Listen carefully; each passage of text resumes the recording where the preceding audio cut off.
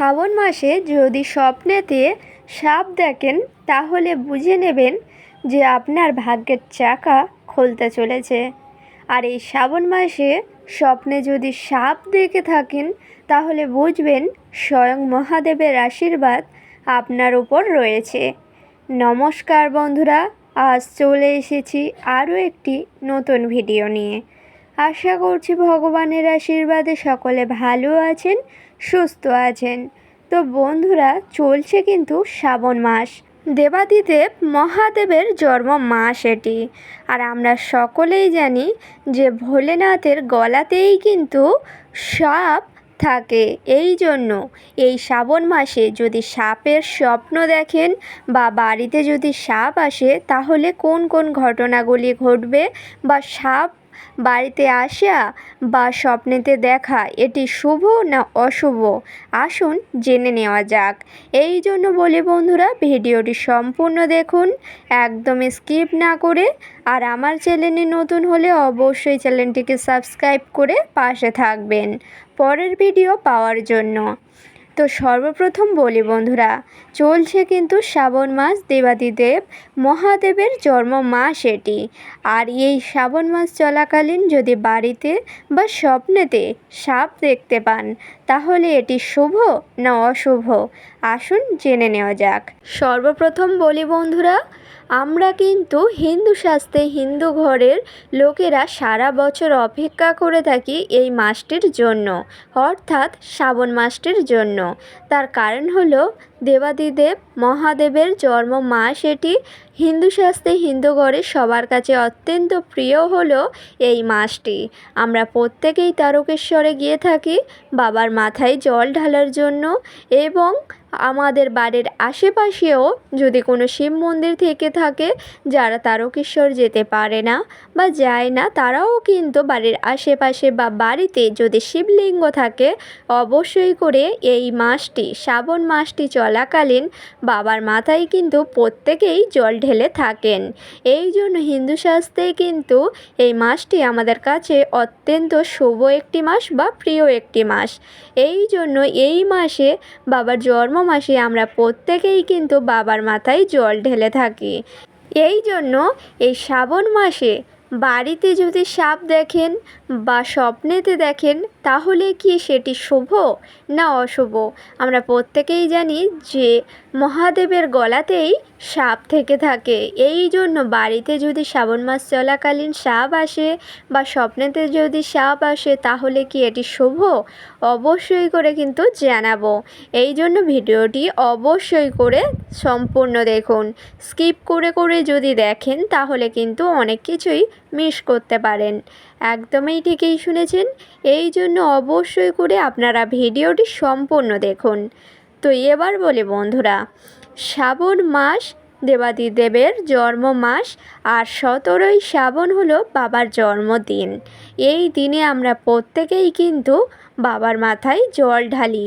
যে যেমনই পারে সামগ্রী দিয়ে অবশ্যই করে কিন্তু বাবার মাথায় জল অর্পণ করে, যেমন গঙ্গা জল, ডাবের জল, এবং তার সাথে সাথে যেই জিনিসগুলি বা যেই সামগ্রীগুলি বাবার মাথায় দিয়ে থাকি সেগুলি হচ্ছে সব থেকে প্রথমত যে জিনিসটি ছাড়া বা যে সামগ্রীটি ছাড়া বাবার পূজা অসম্পূর্ণ সেটি হচ্ছে বেল্লপত্র। বেল্লপত্রতে বাবা এতটাই সন্তুষ্ট হয়ে থাকে আর কোনো সামগ্রীই লাগে না। একটি বেল্লপত্রই কিন্তু মহাদেবের আসল পূজা। এই জন্য অবশ্যই করে কিন্তু বাবার মাথায় যখনই জল অর্পণ করবেন না কেন আপনারা অবশ্যই করে কিন্তু বেল্লপত্র দিতে ভুলবেন না। এটি ছাড়া বাবার পূজা অসম্পূর্ণ। এই জন্য বাবার মাথায় যখনই জল ঢালবেন না কেন একটি বেল্লপত্র দেবেন এবং তার প্রিয় ফল ফুল এগুলিও দেবেন। যেমন ভোলেনাথের অত্যন্ত পছন্দের প্রিয় ফুলগুলি হলো আকন্দ ফুল এবং ধুতরা ফুল।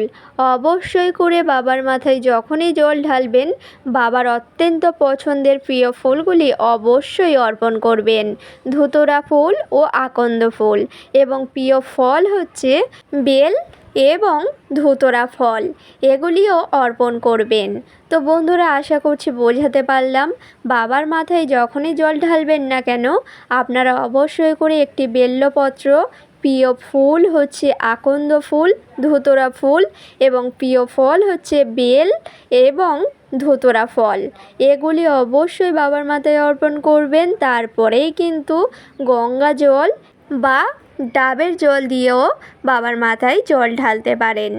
অবশ্যই করে ঘি, মধু, আতপ চাল এগুলিও কিন্তু দিতে পারেন। আপনাদের সামগ্রীর মধ্যে যেগুলি পারবেন আপনারা অবশ্যই দেবেন, কিন্তু এই সামগ্রীগুলিই কিন্তু অত্যন্ত প্রয়োজনীয়।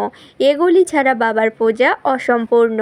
বেলপত্র, তার প্রিয় ফুল, ফল এবং ঘি, মধু এবং গঙ্গা জল বা ডাবের জল দিয়ে অবশ্যই করে বাবার মাথায় জল অর্পণ করবেন।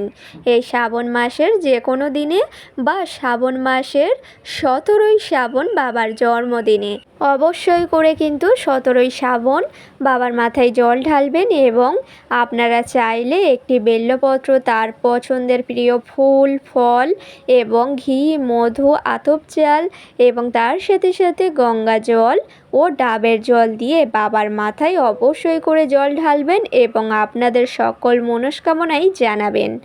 তো বন্ধুরা, আশা করছি বোঝাতে পারলাম। শ্রাবণ মাসে অবশ্যই করে 17ই শ্রাবণ বাবার মাথায় যখনই জল ঢালবেন এই সামগ্রীগুলি অবশ্যই করে অর্পণ করবেন। তারপরেই কিন্তু গঙ্গা জল দিয়ে বাবার মাথায় জল ঢালবেন এবং আপনাদের সকল মনস্কামনাই জানাবেন। তো বেশি দেরি না করে এবার আসি মূল বিষয়ে। তো প্রথমেই বলি, শ্রাবণ মাসে স্বপ্নেতে যদি সাপ আসে সেটি শুভ না অশুভ, বা বাড়িতে যদি সাপ আসে তাহলে সেটি শুভ না অশুভ। এবার বলি বন্ধুরা, শ্রাবণ মাসে যদি স্বপ্নেতে সাপ দেখেন তাহলে বুঝে নেবেন যে স্বয়ং মহাদেবের আশীর্বাদ আপনার ওপর রয়েছে। এই জন্যই এই শ্রাবণ মাসে দেবাদিদেব মহাদেবের জন্ম মাসে আপনি সাপের স্বপ্ন দেখলেন এবং বাড়িতেও যদি সাপ আসে তাহলে বুঝে নেবেন যে স্বয়ং ঈশ্বর ভোলেনাথ আপনার বাড়িতে শুভ সংকেত পাঠালো। এবার থেকে আপনার সব কাজ শুভময় হবে, সব কিছুই শুভময় হবে। তার কারণ হলো বাবার শুভ সংকেত এটি। এই বাবার জন্ম মাসে আপনার বাড়িতে সাপ এসেছে বা স্বপ্নেতে সাপ দেখেছেন, এটি হচ্ছে বাবার একটি আশীর্বাদ। এই জন্য অবশ্যই করে বুঝে নেবেন যে শ্রাবণ মাসে যদি সাপ দেখেন স্বপ্নেতে বা বাড়িতে তাহলে এটি অত্যন্ত শুভ একটি সংকেত, বাবার আশীর্বাদ এটি। এই জন্য আপনি এই সংকেতটি পেয়েছেন। এই জন্য এই কারণে শ্রাবণ মাসে সাপ দেখা, স্বপ্নেতে বা বাড়িতে আসা এটি কিন্তু অত্যন্ত শুভ বলেই মনে করা হচ্ছে। তো বন্ধুরা, আশা করছি বোঝাতে পারলাম ভিডিওটি সম্পূর্ণ। আজকের ভিডিওটি ছিল এই পর্যন্ত। ভিডিওটি ভালো লাগলে লাইক করবেন, শেয়ার করবেন, কমেন্টে লিখে যাবেন হর হর মহাদেব এবং আমার চ্যানেলে নতুন হলে অবশ্যই চ্যানেলটিকে সাবস্ক্রাইব করে পাশে থাকবেন পরের ভিডিও পাওয়ার জন্য। সকলকে জানাই অনেক অনেক ধন্যবাদ।